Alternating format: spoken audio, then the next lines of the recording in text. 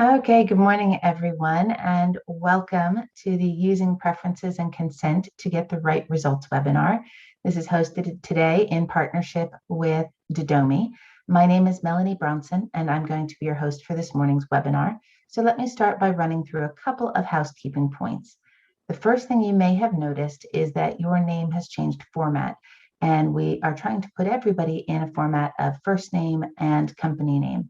It makes it a little bit easier to see who's here and to allow us to follow up with the presentation after, or the information after today's event.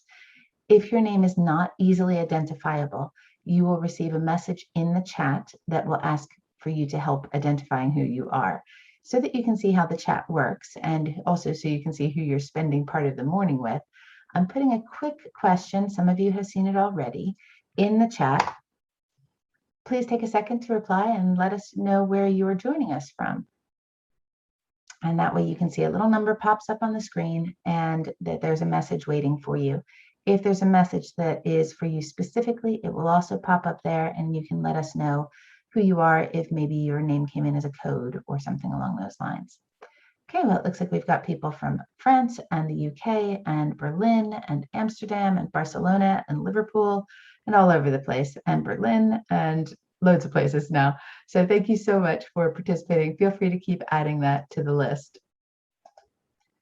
The format today is simple. The first 20 minutes or so will be the presentation by today's speaker, Joshua Revan from Didomi. Joshua has over a decade's worth of experience in the compliance software sector. Over this time, he has consulted with thousands of businesses globally, ranging from SMEs to FTSE 100 companies, to help them build, automate, and improve their compliance and data management. Joshua's presentation will be followed by a question and answer session, and we hope to wrap things up and plan to wrap things up by 11 o'clock in Europe or 10 o'clock in the UK. We're keen to make today's webinar as interactive as possible. So if you have questions along the way, please pop them into the chat and we'll go through them when he has finished presenting. There will also be a couple of poll questions, so make sure that you answer them when they pop up. And we found that the more you engage in the session, the more beneficial it is for you. So feel free to participate as much as you like today.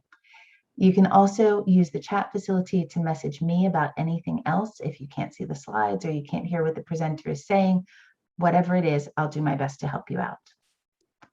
A little later in the event, you will receive a digital feedback form in your inbox, and we'll be grateful to you very much if you would take a couple of minutes to complete it and to share your feelings about today's session.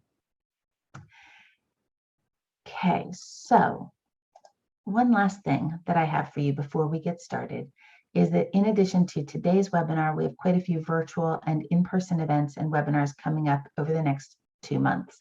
If you would like to attend any one or more of these events, you can click on the links in the chat and register now. You can see there's another webinar coming up at the end of the month, 2 in-person events. So if you happen to be in Amsterdam or Berlin, we're back in person for half-day sessions, and 1 virtual mobile and app masterclass that is 2 hours in length, and that's for everyone in Europe.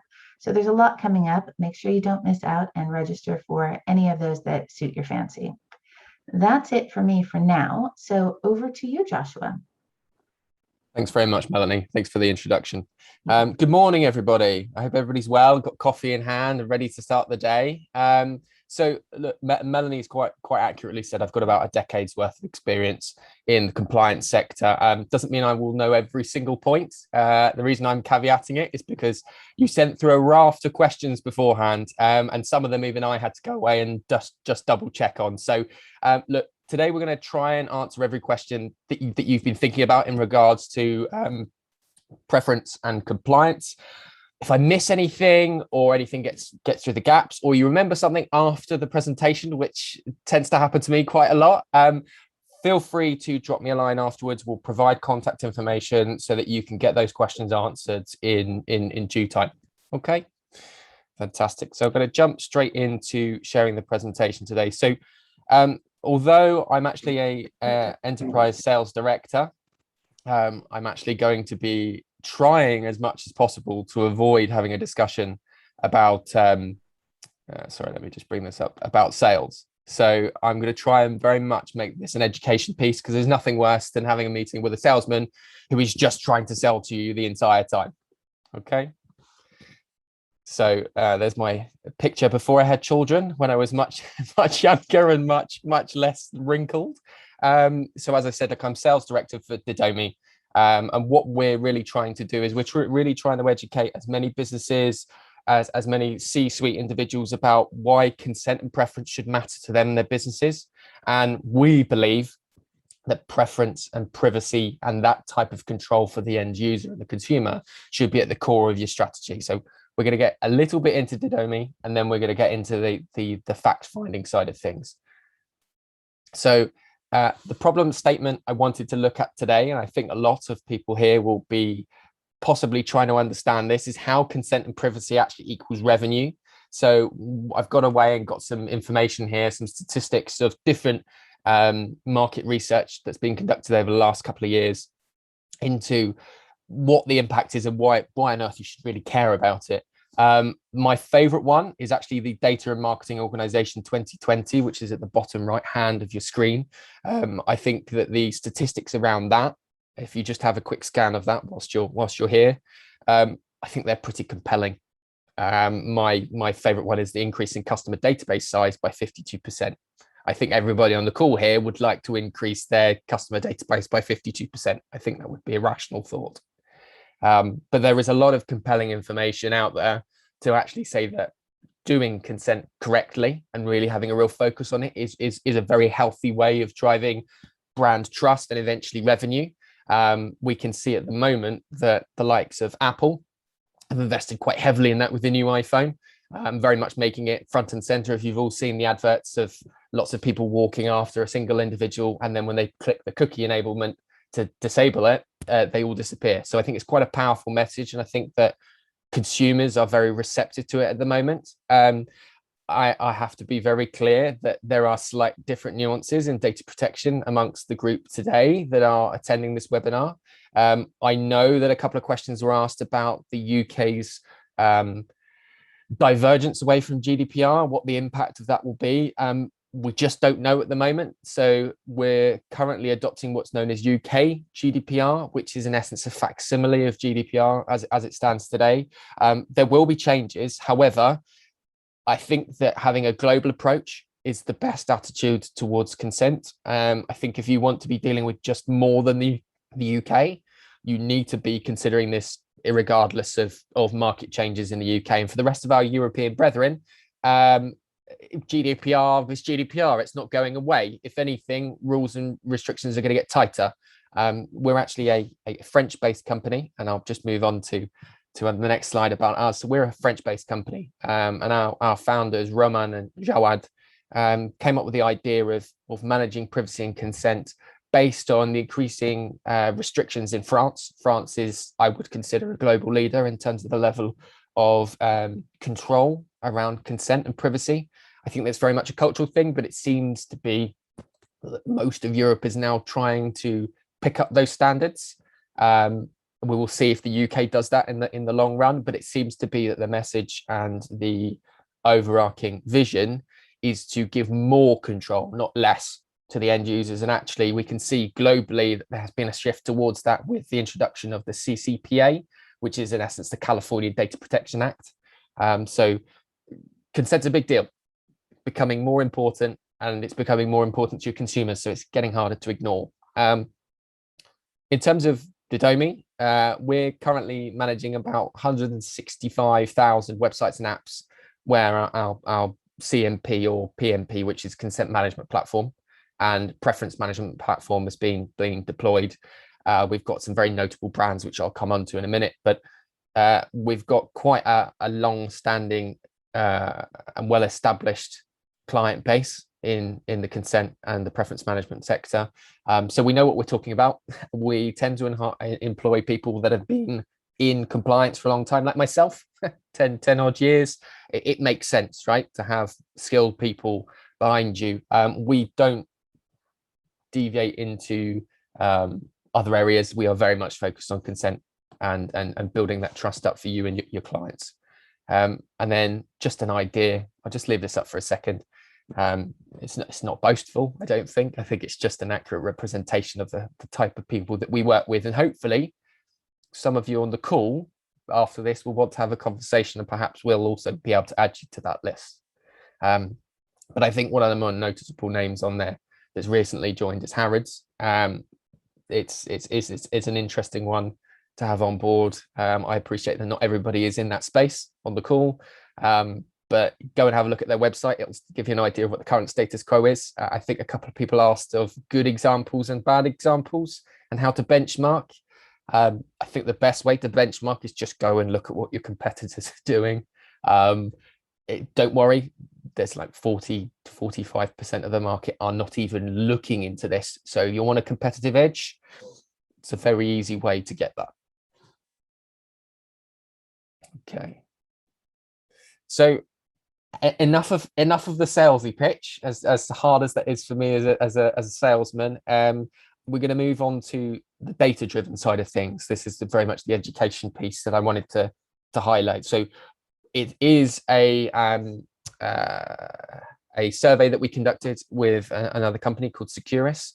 They do lots of data-driven research into the security sector, privacy sector. You're more than happy to go and have a look at them.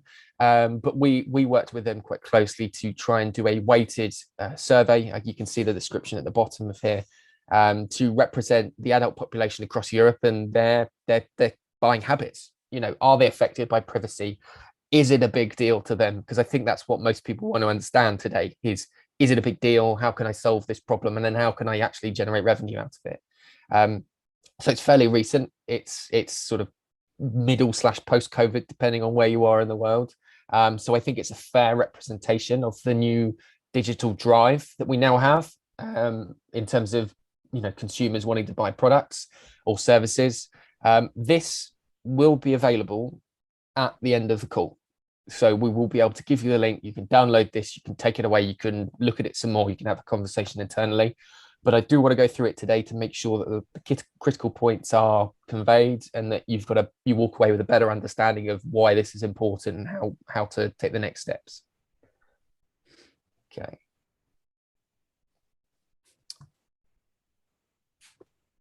Okay, fantastic. Okay. So just before we get onto this, Melanie, I believe there is a poll that we have, the percentage poll, if you wouldn't mind dropping that. No problem. So you should all be able to see this poll now. Can you see it on your screen, Joshua? Yeah. Great.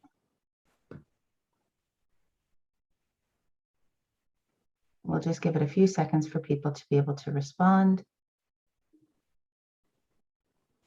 We've got about 2/3 of the responses.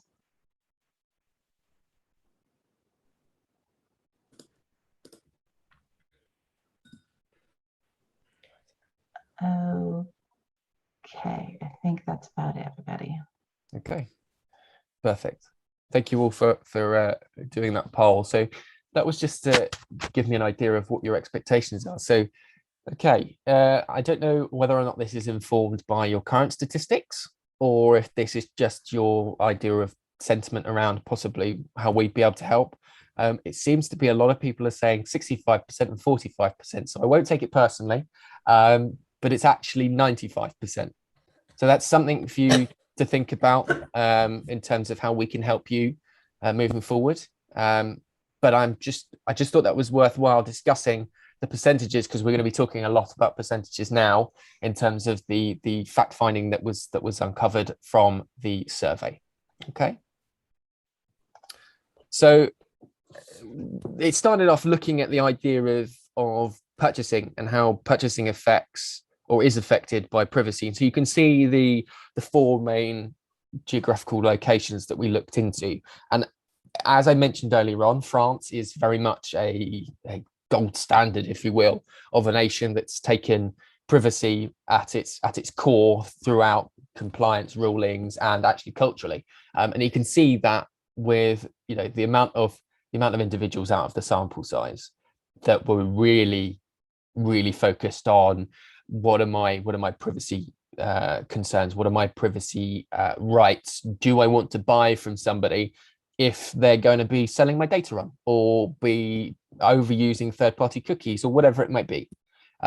So I would say France is fairly anomalous in this. However, if you're based in France, it very much highlights that you should definitely be looking into consent. It should be really part of your core strategy, because that's a very large percentage of your overall base out of this sample that are using privacy as a driver for purchasing. And then actually, if you take into consideration people that look at privacy in general, it's almost your entire base, 85%.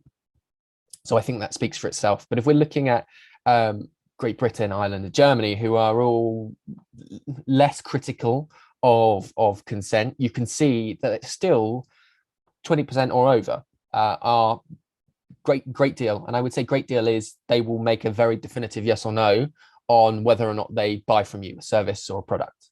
So I mean, I don't know what 20% would be to each one of you as a business, but I think that would probably be a sizable amount to your final number. And again, even if you take into consideration the sum category, you know, Germany's 80%, and then Great Britain and Ireland are there or thereabouts, sort of 76, 77% respectively. So the scale is between 76 and 90% in terms of how privacy affects across Europe people's buying habits on a regular basis. I would love to get an understanding of your thoughts on this. If you think that that's surprisingly high, if you thought that's actually exactly what I thought, you don't necessarily have to leave a comment in the chat, but it might be nice afterwards if you want to have a conversation that we talk through some of these numbers again, because even though I work for Didomi, I still found that quite surprising. That number is quite high. Okay, so we're just going to move on to the next slide. So once you've understood that your consumer is going to be looking at privacy, you then have to consider, you know, why is privacy important to you? Well, actually adds a proportion of value to your business, right? The better privacy controls you have, the more trust you have, and therefore the more intangible value you have as a provider. I'm going to use iPhone again as an example. Sorry, Apple. Apple are using that as a big differentiator. They think that it has enough value to use that as a driver for an element of quality. And we all know that Apple as a brand tries to focus on end user experience, which was a comment that a lot of people made as well in terms of questions before this webinar.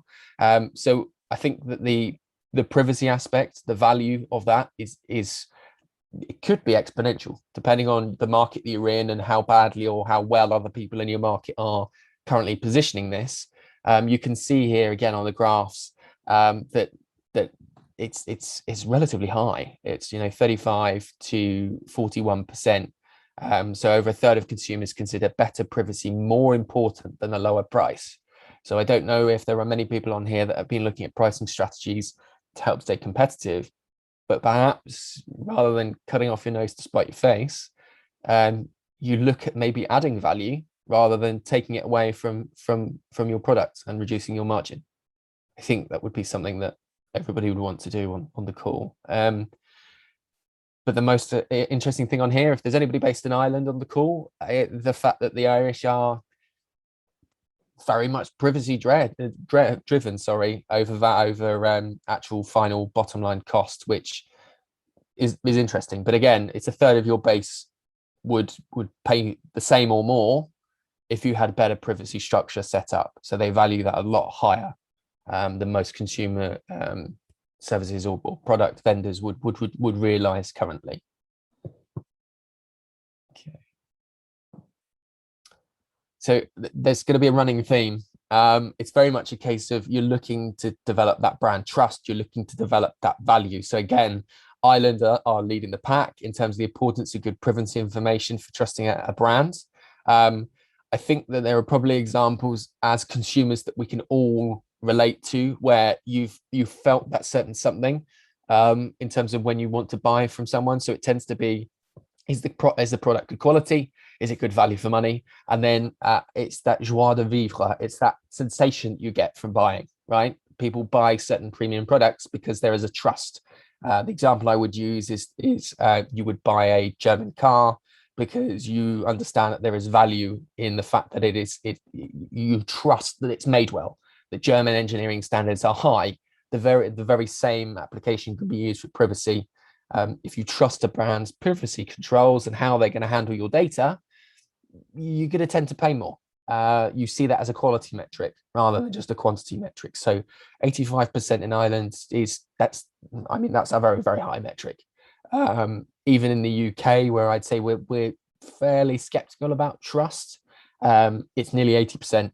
So again, if you're looking for a way in which to drive better attitudes towards your business, drive high levels of trust, drive that value, and then eventually get the revenue rewards out of it, you need to be positioning yourselves as the trusted brand, the trusted vendor. And by allowing better granular control over data, you would get that.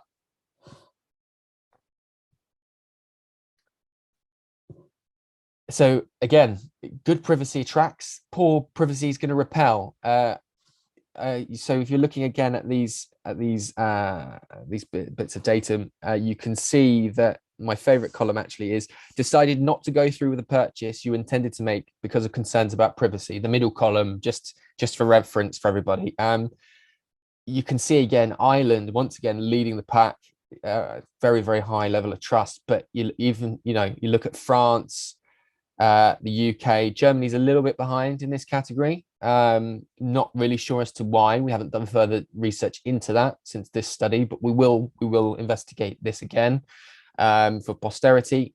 But it's all over 40%. 40% of your base will decide not to purchase because they don't like the way your cookie banner works, or they don't like the legalese that's being used and it's alienating people. They don't like the way it looks because it's complicated. You've got too many buttons, you've got too many toggles, you've got too much terminology. People suffer from what we call consent fatigue, where they've been through 15 websites that day and they just want to buy a t-shirt or they just want to buy a pair of shoes, and yours is the straw that broke the camel's back. It might not be particularly fair, but it's the fact of the matter that the good privacy and well set up privacy is going to attract the right type of people, the more regular clients. It's going to attract that level of loyalty that everybody here would want to garner. Poor privacy is going to repel people, as you can see. Deciding to not go through with a purchase, that's high. The other categories are equally valid. Cancelled a service or stopped buying a product from a supplier because of concerns about privacy on the far right. If you're looking to switch to a more subscription-based model, a SaaS model, again, there's a high level of value to this as well. So I would appreciate afterwards, I know I said this earlier on, but feedback on the information that you've seen today. You'll get a chance to look through this at a later date when we send the ebook links out, but some feedback would be great. We love to understand if this information is hitting home, if it's resonating, and we'd appreciate any information you can give us on that. Okay, pop through to the next one. So we've looked at the one-off purchase, the impact of that. Now we're looking at the frequency of purchases. So they've come to your website, they've seen that you're a brand with integrity, they're interacting with you, they've come to buy a product. Now, how regularly are they going to keep purchasing that product? Am I going to keep paying for the privacy and consent management, or do I need to do it once? Well, you can see the different categories that we're focused on, and we've broke it down into age demographics here. Again, I don't know where your market groups are, but it tends to be that the biggest consumers are between the ages of 21 and 40 in terms of purchasing online. I don't know if that's going to change over time with more people having a better understanding of the online world and how to utilize e-commerce better. But you can see across the different geos the relevant information. So I'm just going to let everybody absorb that for a minute. I realize I've been talking quite quickly, so okay.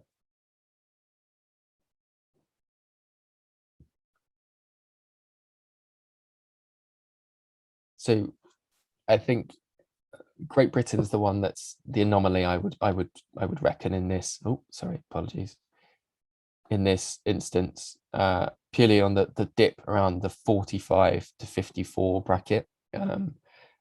It's quite an anomaly. So I would look at more of a general curve for the UK, because there seems to be a spike in the 55 to 64 group, which is more indicative of the other geographical locations.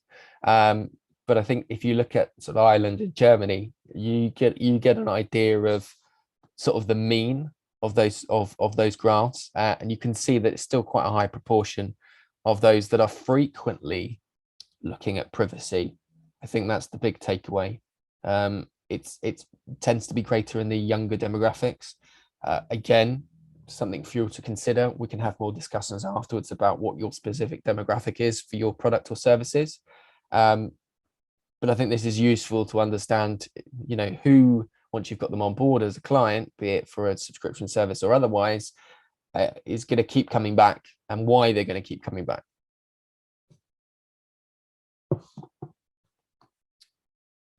So we're just going to have a little summary about some of the information that we've seen today. So in essence, nothing is truly free.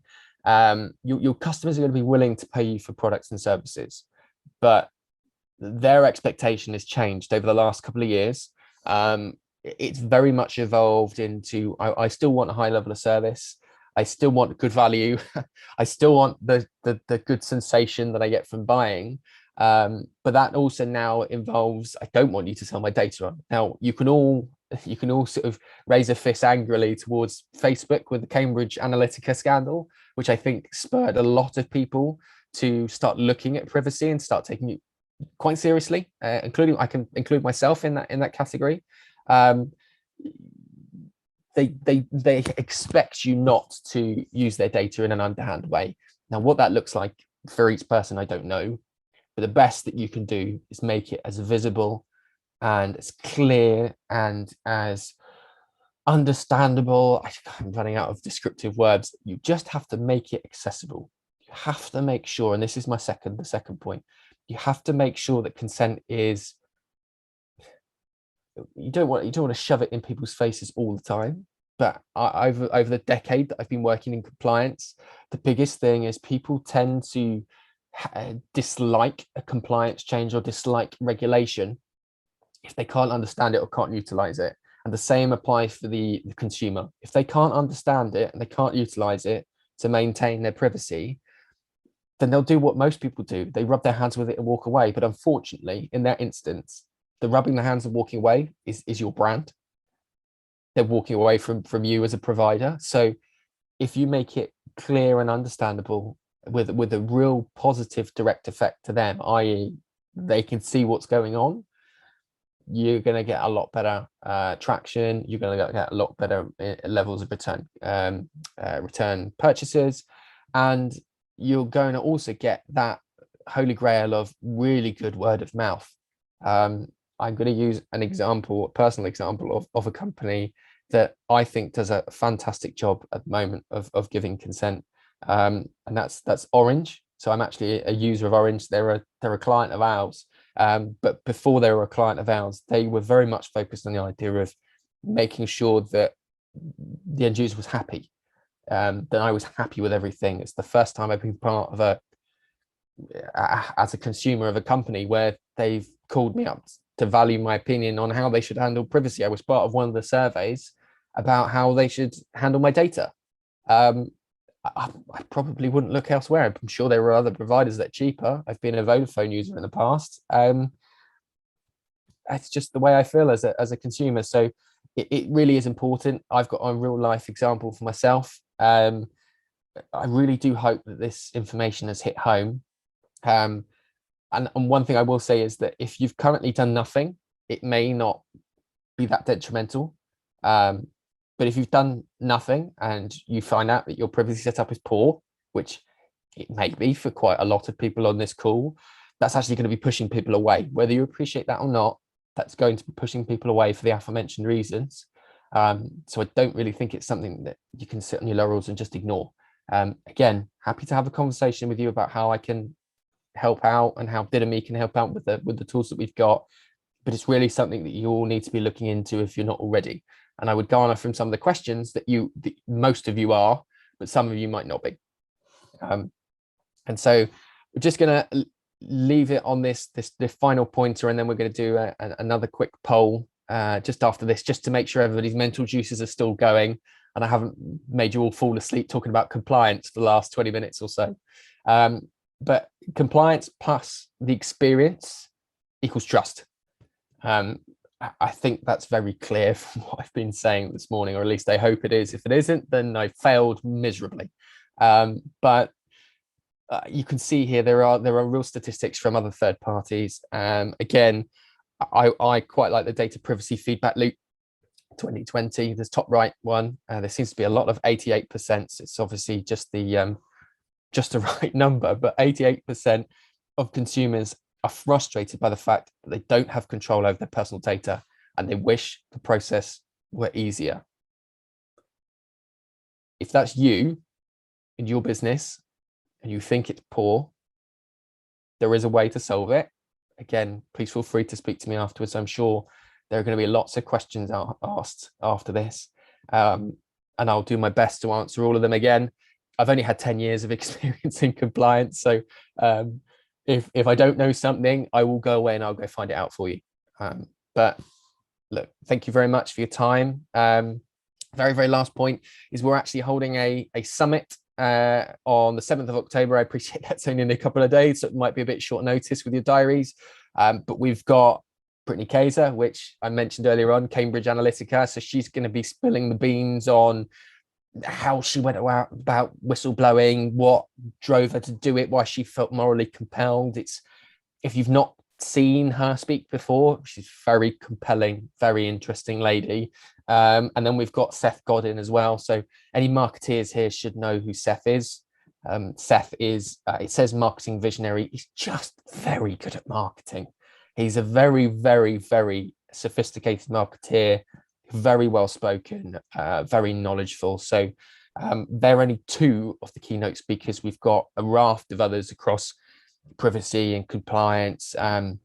That's not meant to sound as boring as it came across there, but there are a lot of people in this area who are very charismatic, very knowledgeable. Brittany and Seth are the big poster names, but there are a lot of people there that will add value to you if you're looking to have a conversation around privacy and consent. And again, we can send you the link for that. Hopefully you guys can spare the time for that free event.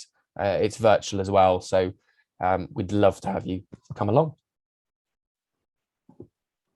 Oh, that seems to have frozen. Well, it's not letting me go to the last slide, but that is it, everybody. That is it. So Melanie, can we drop that last poll if that's okay? Yeah, here you go. Just to make sure you're all still awake. So this one says, when are third-party cookies removed from the internet browsers? Never, in December 2021 or in 2023. And the answers are starting to come in. We're about a third of the way there. Okay.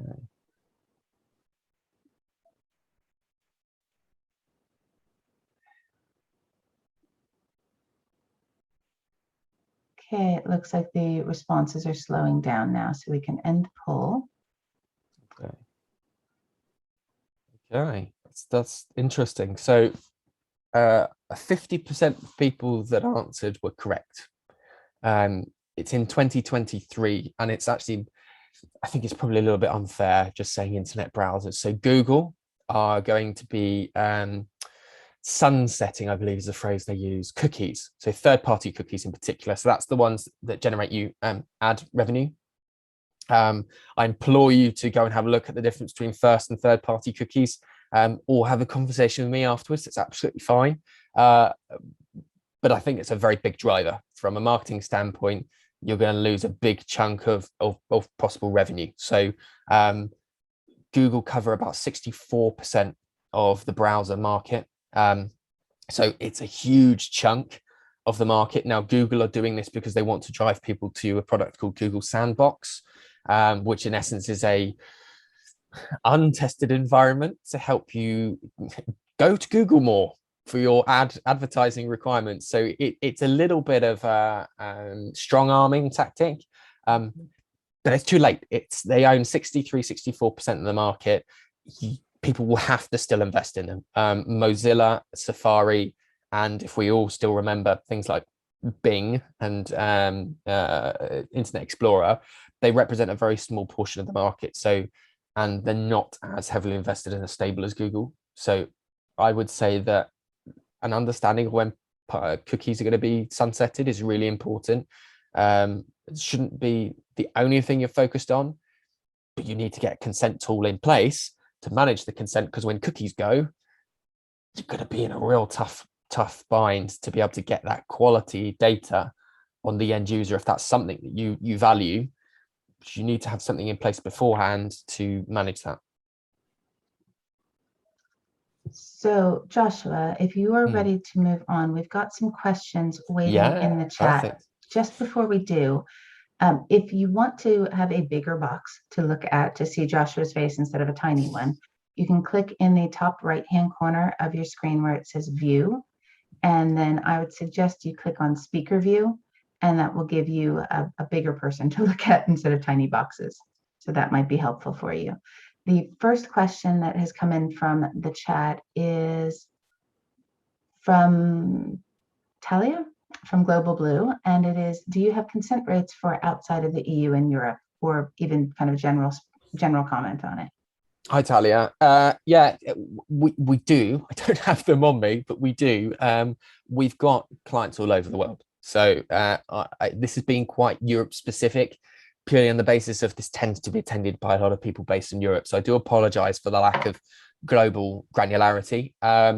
In terms of outside of Europe, there doesn't seem to be as high a level of adoption for data protection. Just being really frank about it.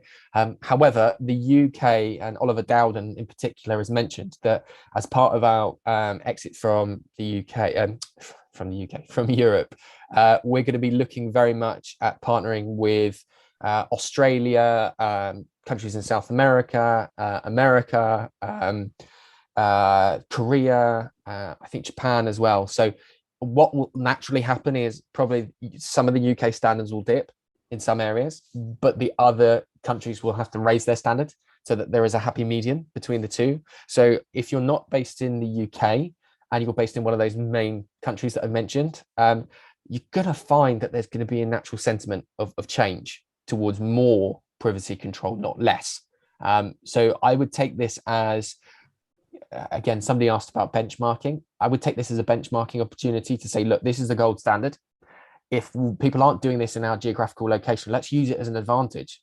Let's say, actually, we could be ahead of the game on this. Great. We've seen the answer before everybody else. So we will then start positioning ourselves as, we're going to focus very heavily on your privacy. Isn't it great that we value you as a customer? Isn't it marvelous that we're going to develop this level of trust with you, that we're not just going to be selling your data off to some company that's going to spam you 20 times a day? Hopefully that's answered your question. Perfect. Thank you. The next question is from Richard at Bibby Financial, and that is, how well do you think this translates in the B2B world? B2B can be slightly more complicated. I think the real area of focus for the B2B world is, look, consent should be mandatory in my eyes, right? So if you're interacting with anybody outside of your business to sell a product, a service, subscription, whatever it might be, you need to get consent. It doesn't matter how that looks, that needs to happen. So once you've put that as tantamount, you then have a look at the next level down, which is, how do you then consent for preferences?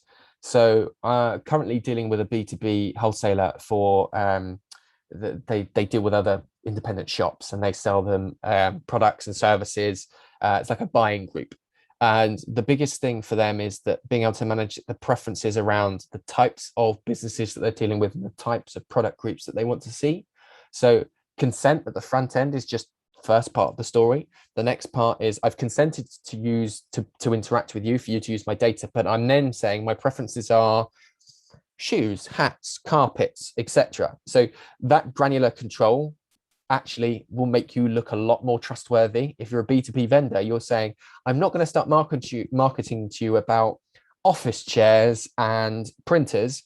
If you run a business to do with, I don't know, equestrian sports, it means that you're valuing them. You're not saying, right, we've got them on board, how can we spam them with more of our products and sell more? You're going to get the exact opposite response from what you actually want to achieve. So in the B2B world, yeah, it's still as valid as B2C. I think it's more nuanced, and I think that there's a little bit more around finer control on what the preferences look like. But yeah, it's still as valid, if not more so in certain respects. Great, thank you. The next question is from Benjamin, and he asks, does the Didomi solution properly halt website behavior before gathering consent? In answer, yes. We have a very, very, very good adoption rate of our product, i.e. when somebody starts using it, our churn is almost non-existent. We have that because we're very, very serious about privacy, about the way in which we manage it. We would want all of our customers to have a zero tolerance to cookies. Some of them decide that they don't, which is their prerogative, because GDPR is a not a sliding rule, but you have to be showing intent with GDPR. You have to be showing that you're committing to doing the right thing, that you're committing to try and be as good as possible. But some companies will say, well, actually, I still want to have this. And their legal team will say, we'll take that as a known risk, is the phrase that tends to be used. I would have zero tolerance. I'd say don't drop a single cookie, because I now go on everybody's website and I right click and I inspect to see if they're dropping cookies. And if they do, I don't purchase from them. Most notably, I bought an American fridge freezer and I paid an extra £150 because I tried to buy it from a vendor and they were dropping cookies left, right, and center. So personally, big deal. I think it is something that you should focus on not doing. But I'm also on the side of business. I realize that sometimes there's a commercial decision that has to be made. So I hope that answers your question. Okay, there's one more question in the chat right now. So if anybody has any additional questions, please pop them in the chat now. But for right now, we have Tim from Just Eat with, what is your expectation whether soft opt-in will still be allowed under known conditions after the GDPR update that may happen in 2022? That's a very insightful question, Tim. I think the stance to take will be that a soft opt-out is kind of like, it's part of my parlance, it's like a half-arsing it. I think you need to be very clear. I mentioned it earlier on, you need to be very clear. There needs to be a yes and a no, right? The no can then also have an addendum. There could be yes, no, and I'm unsure, give me more options, which is what the approach that we tend to take. But I think if you're too soft with it, soft opt, I think it just comes across as you're trying to be a bit underhand. I don't like the approach. I think it needs to be much harder. I think it needs to be yes and no, or let me look at my rights and the flexibility. I think soft opt sends the wrong image to me personally. Can I just explain what I mean by soft opt-in? Yeah, is rather than having a tick box, right, that says I do want to receive blah blah blah blah blah. Yeah. The tick box, is unchecked, and it says I do not want to receive.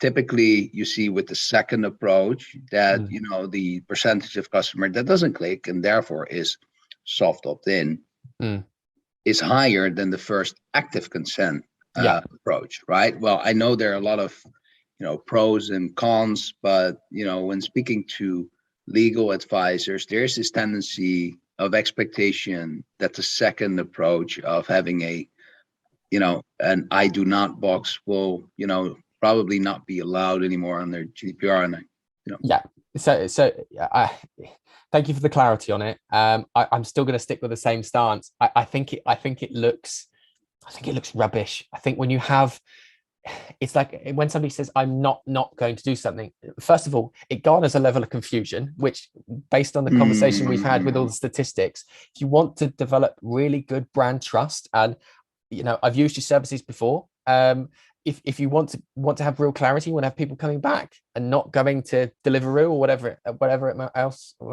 other services there might be, just be honest. just be honest, just trust that the end user wants to use your service because it is good, because it is. Fully agree. Yeah. And that's one of the reasons why by far most markets we use an active consent. It's just to be clear, but I just wanted to have the expectation. But thanks. That's okay, Tim. That's okay. Just the final point on that is, I would say your legal team saying that a soft opt-out, did they say a soft opt-out was okay? Or are they saying that it's not okay? Depends on who you talk to. Okay. Right? But the general consensus is like the soft, or it's actually an active opt-out, then is okay under conditions. Okay, they're reading it from the letter of the law and not looking at it from a consumer standpoint. So I understand, but also by the same token, I really don't think they're giving you the best advice. I very much look at the idea of a hard stop is what I would refer to it as. It's a yes or a no, and you err on the side of no, but give the end user the trust, and hopefully they reciprocate that by being able to choose whether or not they're allowing you to sell their information on, or give it to third-party vendors, or collect, or whatever it might be. The moment you do that, the moment that you trust them, they trust you, and therefore are more likely to come back. So I think it's much more powerful. All right. Thanks, Josh. Pleasure. Joshua, we have another question from Andrea, Bank of Ireland. Are there any opt-in benchmarks for different communication channels, for example, when direct marketing? I don't know that off the top of my head, Andrea, but I can go away and find that out for you. So we will hopefully get a copy of all these questions along with all the questions you've asked beforehand. Just as a point, Andrea, I worked in banking compliance for most of that decade that I mentioned earlier on. So I'd be very interested in having a conversation with you about the different avenues of communication and different channels. But I think not to put too fine a point in it, with PSD2 and GDPR, I think in the banking world, trust and brand value around consent and preference should be a very big deal for yourselves. I'm sure it is. I just wanted to highlight the point. But yeah, I could find out the example for you about benchmarking for the different communication channels. Not a problem at all. There were a lot of questions, Joshua, when people were registering, and a lot of them, there was a core theme that kind of spoke to me, and that was around preference centers and best practices with preference centers. Could you share your thoughts on that? Yeah, absolutely. So the best practice around preference centers is a tricky one, because preference is based on the services and the products that you provide, and that varies wildly across even just the people attending today. I have to admit that when preferences are done poorly, they are a detractor. There is more information in the survey that you will find about people getting setups wrong, about the impact of that.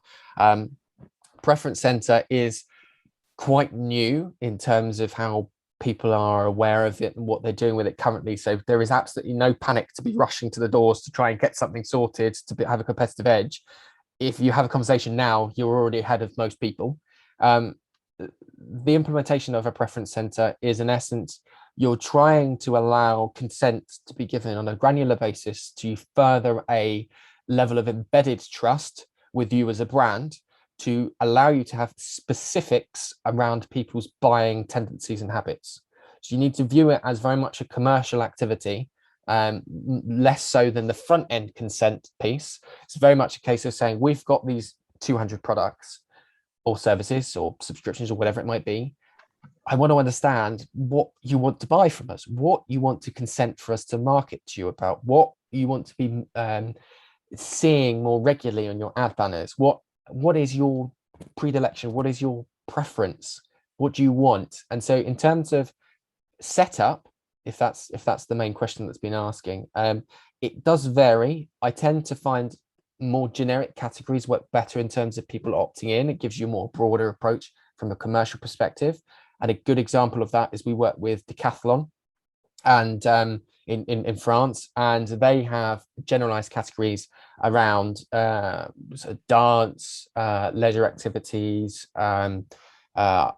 soccer. I should call it football, but it's called soccer for some reason. Football, they've got like rugby, etc. So they try to keep it general in certain areas, but more specific in others, where they know that they've got either good margins, or they're highly popular, or they're just brands with a great level of general cultural recognition, like football and rugby.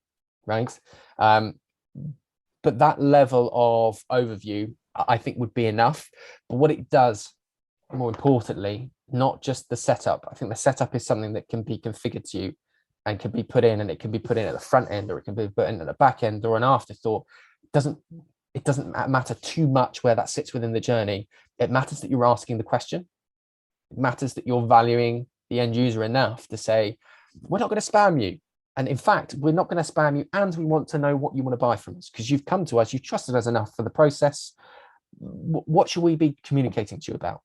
And then that's down to you and how you want to communicate that from that point onwards. But I think being clear, being honest, will develop that level of trust, and therefore that level of revenue that we've been speaking about today, and the statistics backed up. Okay. I've got a couple more that maybe they're quicker ones, just to, Sure. to wrap Yeah, up. sure. Claire from National Trust asked, when she registered, how often do you advise re-permissioning your non-consented base? Sorry, can you repeat that? You crackled out there. Sorry. She asked, how often do you advise re-permissioning your non-consented base? So it's tricky, because you want to get. So maybe it's not a quick one after all. Yeah, no. You want to get the right balance. I think, look, I'm a National Trust member, Claire. So we live just right opposite an area of outstanding natural beauty, and currently I don't get enough emails from you. So your current balance is low. You could email me slightly more, which is an unusual position for me to be in, because I hate being emailed about lots of things regularly. But I think that I think you do. I think you do, Claire. But to be honest, I've tried to get in touch with you already. It needs quite a lot of improvement, but we can talk about that another day. In terms of how frequently you want to do it, look, I would look at, from a pure e-commerce perspective, if you've got new products and new offerings, and people have consented to sorry,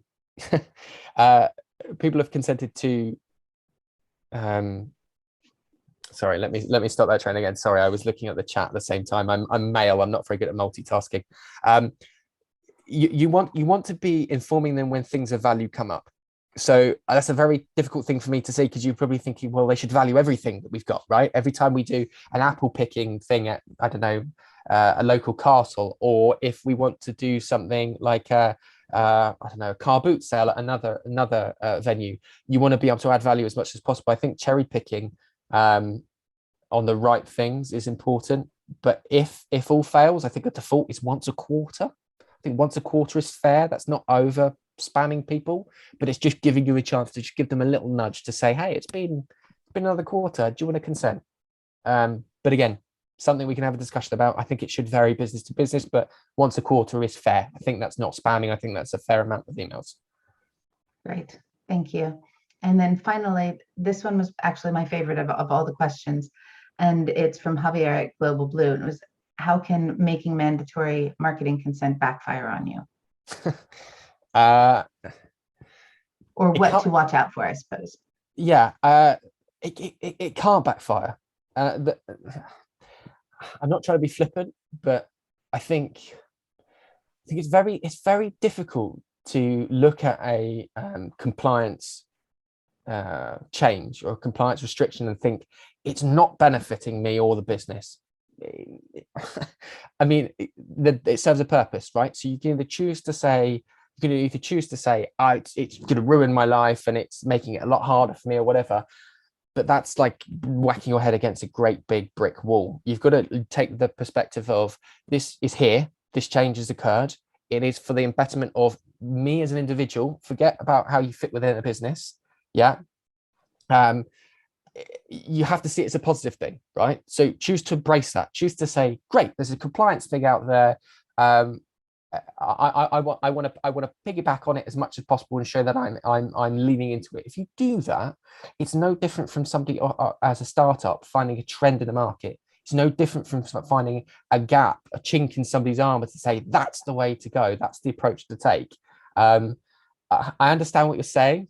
Again, I've spoken with thousands of companies about compliance, and trust me, the general sentiment is, I hate it. I wish it never happened. I don't want this. Why are they doing this to me? People lose sleep over it. You think it's going to massively impact your business, I'm telling you now that there is a way in which to manage consent properly that will have a positive impact for you and your end users. It's just about getting the right level of support, the right tools in place, and the clear understanding of what your objective is with this new compliance, and you'll be flying, and it won't be a negative thought at all. So I hope that's answered your question. We've had one last question come in through the chat, and then we'll have to wrap things up. Andrea from Bank of Ireland says, are you seeing any trends where companies are paying an additional value to the consumer for the use of certain types of personal data, for example, location data and promotional offers / discounts?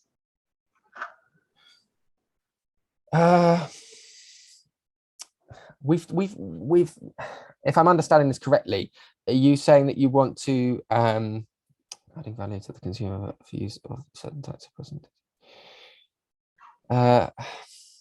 It's a tough one, because it's what's that additional value to the consumer, right? What is it? And it could vary from business to business. In terms of any trends, no, we're not really seeing a trend towards that. We're seeing very much a focus on people trying to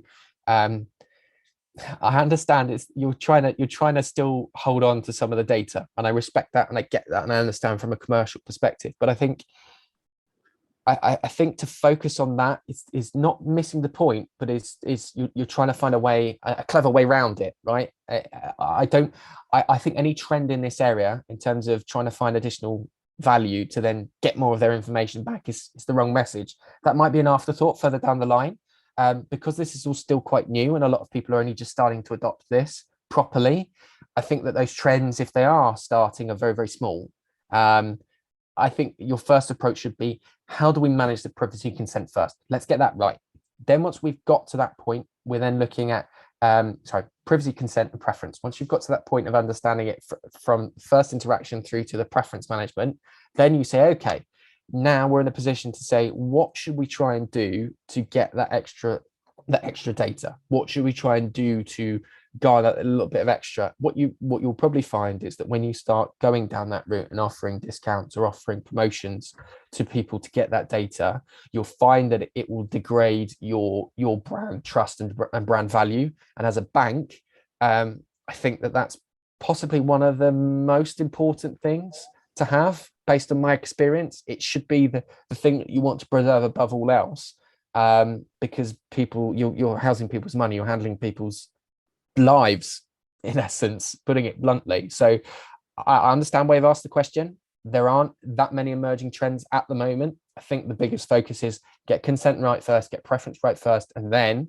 further down the line, when people are used to interacting with you, then look at a way of monetizing in inverted brackets that next step. But I would say, don't look at that for now. Focus on the consent side of things, the privacy and the preference, to make sure that you're trusted as much as possible for now, before you then start looking at how to monetize that off the back end, if that makes sense, Andrea. Great. Thank you so much, Joshua. We are coming up on the top of the hour, so I just want to wrap up with a couple of comments. First of all, we would love to have your feedback. So when you see the feedback form come your way through your inbox, please take a moment to complete it. It's also in the chat right now, so you have a chance to let us know what you thought about today's session. And of course, we'll feed that back to Joshua. And in addition to that, there are 25 questions maybe that we didn't have a chance to go through that were all submitted when people registered to attend today. So after today's session, you will all get an email from your event manager, Rachel. Rachel will give you Joshua's email address. And then if you want to follow up directly with him and ask your personal questions, you have a chance to do that. You will also get an email from Joshua and his colleagues with the link to that ebook that you received or that you saw earlier, as well as the link to register for the Yes We Trust event.